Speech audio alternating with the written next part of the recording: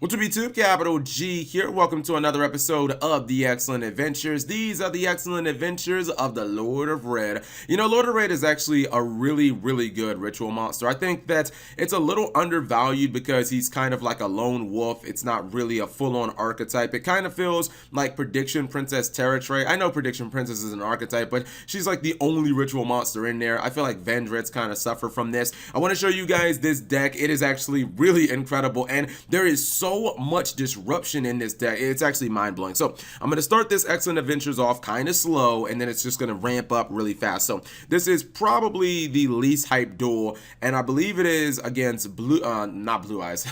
Almost a failed there. It's against Blackluster Soldier Invoked. Yeah, so it's a BLS version that also is like running Invoked. And he starts out with a nice little, taking a card out of his opponent's hand. He summons Fairy Tale Luna in response. Luna's going to attack, and then she's going to try and bounce. That gets negated. By the way, I am starting to love this card. I started using it in my altar, guys. It is incredibly disruptive, man. Just having that potential Kieran effect is actually pretty damn nuts. So he's going to fire back with the Invoke side, and he gets his Super Soldier Origins. The big boy comes down. Actually, I believe BLS is a girl, so the big girl comes down, and she's doing a lot of damage here. Now watch this interaction. So he's going to go Red Eyes Transmigration. That's going to get negated. He activates a second copy, which is going to get hit by the Merkaba, and finally third time's the charm, and the good guy Lord of Red hits the field. Now check this out. This is why I like the card so much. So he summons Fairy Tale Luna. Luna obviously activates her search effect, and he ends up chaining the effect of Lord of Red, because anytime another monster activates its effect that isn't Lord of Red, you can end up popping a card on your opponent's side of the field. Sometimes you'll pop a spell and trap, sometimes you'll pop a monster, and that's how he ends up taking down the Merkaba. And then he uses the bounce effect as well of Fairy Tale Luna, so he basically just decimated the guy's field. And at that point, unless he top decks, well actually no, the Gofu might have been a nice top deck, but I think he realized that probably a Deco Talker was not going to quite get the job done, so he ultimately just scoops it up. Not to mention, there's nothing stopping Luna from just being normal summon next turn and just being able to bounce it again. So yeah, I think that's the reason he scooped it up. All right, let's take a duel versus Heroes as duel number 2. And yeah, I was really surprised. These duels got like progressively better, and really when I looked at some of the plays that he was doing, like when you guys see some of the other techs, you've already seen the Fairy Tale Luna. You see Ash Blossom hitting the Crystron Needle Fiber. But this time he's going to summon Righty Driver, which gets him Lefty Driver, and he goes for Herald of the Arclight. And it's like, that was a really good play to salvage your, well, you getting hit by, you getting hit by the Ash Blossom really early. So now, if you look at this board, it's not like a very, like, offensively strong board, but you have Negation and Herald of the Arclight. You have Attack Negation, and not quite Attack Negation, but you have a way of stopping an attack with Linkuriboh, and you still have the Crystron Needle Fiber that can tag itself out. So it's pretty cool. He's going to go for Herald of the Arclight on the Goldfish. That's going to also, well, he was going to get a ritual spell, but your boy shut it down with that second copy of Ash, but that's okay. He still has 2 monsters on the board. I think he might drop Lord of Red right now. Yeah, it looks like he is going to activate that Red Eyes Transmigration, and he's going in for some decent damage here. And all he has to do is keep finding ways of activating effects during his opponent's turn. Keep in mind, well, actually no, Lord of Red is going to chain.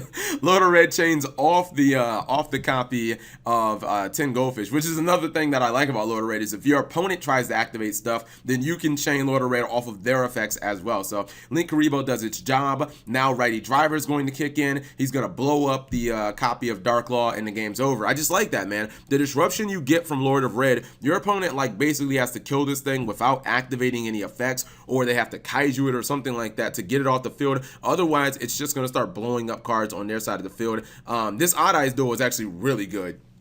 The Odd Eyes duel showcases perfectly. Now he's playing, well, he already had the Wind Witches in there. You just didn't see him in the first couple of duels. I feel like Wind Witches are awesome. This actually this deck in general is reminding me a lot of my Ultra guys. I run Wind Witches, and I now run Fairy Tale Luna, just good disruptive cards. Crystal Wing, too good. So anyways, I believe Glass Bell is just going to get wrecked, and he's kind of low, 2,800 damage, but watch the comebacks. Anytime you have Ice Bell, I think you're good, but he's not even going to use it, right? So this is awesome, right? he activates the Pendulum Space-Time, right? He's going to chain Lord of Red, and he ends up blowing the Odd Eyes card, so now he can't use his Space-Time, which is looking pretty good. Then he activates Astrograph off of his destruction, and Lord of Red gets played again to blow up another monster, and I'm like, bro, this Lord of Red is just doing so much work. He's not going to go into Crystron Needle Fiber. He brings out a copy of Ghost Ogre. That's another way that he plays basically offense or defense during his opponent's turn, is by summoning something like Ghost Ogre straight from his opponent's deck. I was wondering where this was going to go. He's going to use Ghost Ogre, and now when he plays a Pendulum spell, he tags out Crystron Needle Fiber into TG Wonder Magician, which pops the scale and then absorbs an attack, and he still gets a search. Like, that is incredibly disruptive, man. I was looking at these plays, and I was like, dude, this is actually an incredibly smart deck. Lord of Red is going to hit the field, activates a card from the graveyard. I think that was Lefty Driver, which pops. Now, if he activates a monster effect in Righty Driver, he should be able to pop again. I think he's activating it off Lefty Driver. He pops the Magician, and now he's going for Crystron Needle Fiber again. Brings out Ghost Ogre. Now all his opponent has is that copy of Space Time on the field, and I'm not quite sure that that's going to be able to get him where he needs. I think if he top decks a bad card, he'll probably scoop. Yeah, that's probably Scoop Face. Oh no, yeah, he goes for what's it called? He goes for Red Eyes Fusion. He's going to chain the effect off of. He changed the effect to blow up the face down. Then Vortex Dragon tries to bounce. That's going to get ogred. Then he chains Vortex's effect, which ends up proccing Lord of Red. So Vortex Dragon ends up getting blown up. It was actually difficult the first time I saw that to figure out what exactly I was watching. But that's exactly what I'm saying. You can't really, and I think Lord of Red actually died in that trade, but it's fine because Lord of Red was still ultimately able to kill Vortex Dragon and just get it off the field. It's just a really difficult card to deal with. Usually you have to try and attack over it, but how many monsters in Yu-Gi-Oh can just like, not many decks can just summon a 2500 attack monster. This duel's against Vendreads. I messed around with Vendreads for a while, but then I started realizing that the Omega Dot part of it was just honestly better than the Ritual part, which is probably why you see him just go for an Omega play. I think he's gonna go double Omega here. Yeah, like the Omega Zombie part is better than the Ritual part of Vendread, so it's like, why even run the Ritual part? Why not just run Shiranui's and just run Zombie Omega spam dot deck? Anyways, he opens with Ice Spell. It's gonna do that burn damage and search. Actually, here's something crazy I just learned yesterday, right?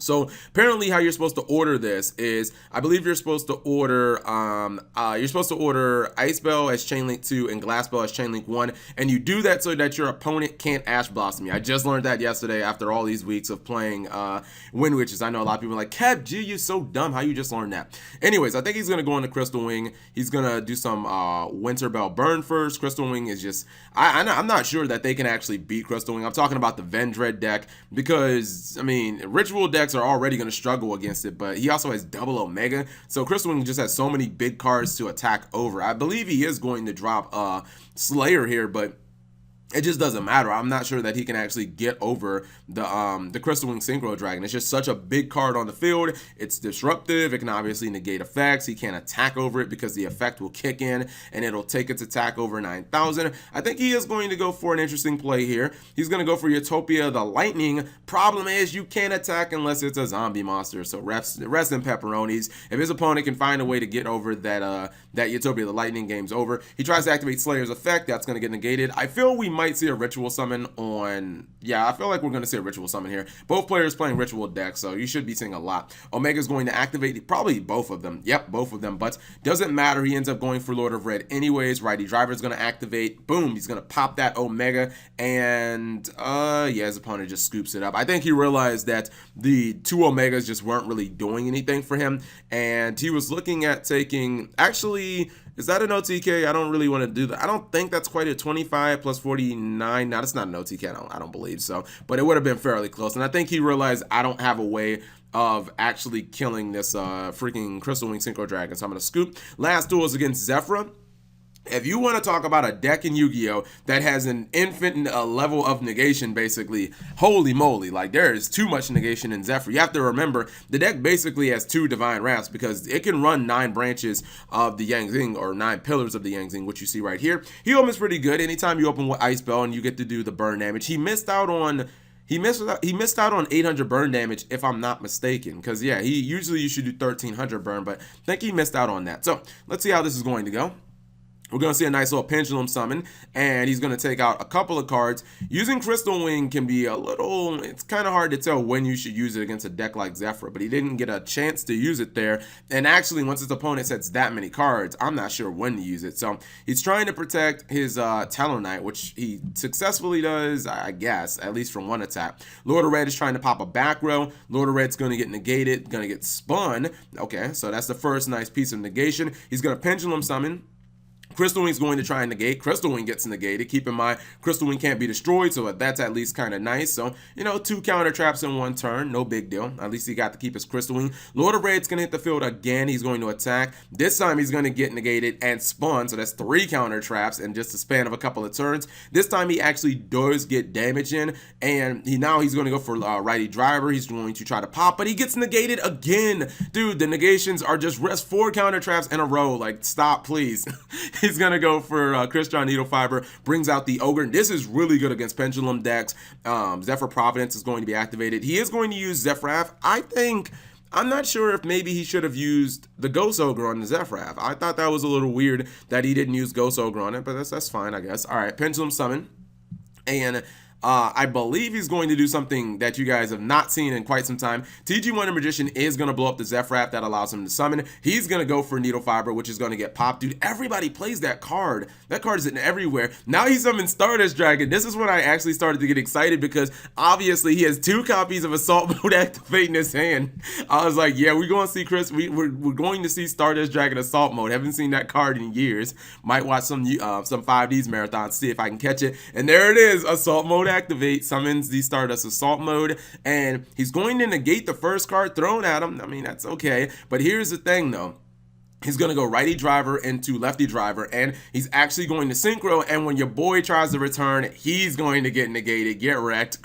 Herald of the Arclight is just looking too nice, and he ends up getting a search off of that as well. I believe he added Lord of Red to his hand, so that card looks pretty nice. He gets Level Eater on board, but he doesn't really have any ways of eating off of it. Maybe, let's see if he's running Linkuriboh. That probably would have been what I just think that it's not feasible to not run at least 1 or 2. Yeah, that was a misplay. He should have went for Linkuriboh, unless there's some reason he couldn't special summon. Linkuriboh probably should have been what he did in main phase 2, but it's okay, I guess. He's going to go for righty driver again. Lord of Red's going to activate. He's going to get a pop, and he does protect, but doesn't matter. He can go back. He can pop a pendulum scale, and I think that off of that Needle Fiber, which gets him another copy of Ghost Ogre, I think this is where you might see the quit play. It depends if he has like another TG Hyper Librarian, not TG Hyper Librarian, TG Wonder Magician or something like that. But looks like he ultimately just scooped. What was his pendulum scale? It was a 7. Okay, I don't know. Maybe he could have fought his way back into the game, but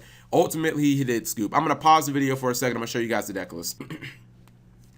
So this is what the deck looks like on paper, and it's pretty much to be expected. It's a ritual deck, so you're not really going to have room for traps, so I didn't really expect to see any of those. You guys know when you run a ritual deck, you have to run ritual monsters, ritual spell cards to summon ritual monsters, and then you have to run ways of searching those, and I think you just have to be smart about it when you play this deck, and that's actually one of the reasons why I like this build. You have to run ways of kind of getting defensive prowess out of your monsters. I don't just mean hand traps, Max C, and Ogre, but you saw when he dropped the Lord of Red, multiple times he had ways of disrupting his opponent during their turn. One of the cool things is Fairy Tail Luna is basically a miniature version of Kirin, but at the same time you can just normal summon a Luna and you can activate Lord of Red twice. One time when Luna searches, blow up a card on their side of the field, and then when you activate her miniature Kirin effect, then you can activate Lord of Red again. So this card basically becomes a +2 in that way, and there are other mini plays that can get you defensive cards. You guys saw him use righty and lefty driver. These could be 1 card Needle Fiber summons.